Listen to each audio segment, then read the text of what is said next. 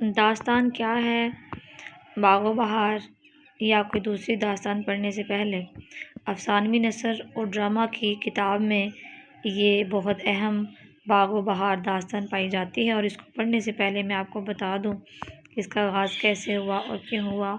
داستان ایک طویل قصے کا نام ہے جس میں بادشاہوں، شہزادوں، شہزادیوں، جنوں، پریوں، چڑیلوں، بدروحوں، جادوگروں اور بخومیوں کا تذکرہ ملتا ہے۔ داستان میں قلین اڑتا ہے، مشکل سے مشکل کام بزرگوں کی دعاؤں سے ہو جاتے ہیں، جادو کی چھڑیوں سے ہزاروں میل کا سفر طے ہو جاتا ہے۔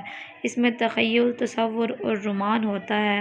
داستان کا پودا دکن کی سرزمین میں اگایا گیا، یہاں منظوم داستانیں زیادہ لکھی گئیں، پھر شمالی ہندوستان کی سرزمین داستان کے لیے بڑی سازگار ثابت ہوئی۔ داستان کو رات کے وقت لوگوں کو ایک جگہ اکٹھا کر کے داستان سناتا۔ 19ویں صدی میں اردو داستان کا آغاز ہوا۔ نو طرز مرثا کو داستان کا نام دیا جاتا ہے۔ اس کے بعد فورٹ ولیم کالج 1801 میں قائم کیا گیا، یہیں سے داستانوں کے تراجم کا دور شروع ہوا۔ اس کی وجہ یہ تھی کہ انگریزوں کو اردو زبان سے روشناس کرایا جائے تاکہ وہ محکموں سے مکالمہ کر سکیں اور ان پر بہتر انداز میں حکمرانی کر سکیں۔ کالج کے پرنسپل ڈاکٹر گلکرائسٹ نے اردو ادیبوں کو فورٹ ولیم کالج میں بلوایا اور ان سے داستانیں لکھوائیں۔ ان داستانوں کے نام یہ ہیں: باغ و بہار اور گنج خوبی جسے میر امن، آرائش محفل اور طوطا کہانی حیدر بخش، داستان امیر حمزہ، خلیل خان اشک، بے نظیر، بہادر علی حسینی اور سنگھاسن بتیسی، للو لال کبھی۔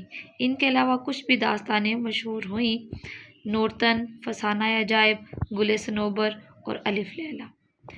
معیاری داستان میں مندرجہ ذیل خوبیاں ہوتی ہیں: عشق و حسن کا بیاں، مافوق الفطرت عناصر، محیر العقول واقعات اور باتیں، تجسس، جنوں بھوتوں کا تذکرہ، خیر و شر کے معرکے یعنی فتح خیر کے حصے میں آتی ہے، پرتکلف انداز بیاں، قافیہ پیمائی، تخیل اور تصور کا غلبہ، واقعات کی بھرمار۔ یہ 10 جو ہیں وہ خوبیاں ہوتی ہیں ایک معیاری داستان کی۔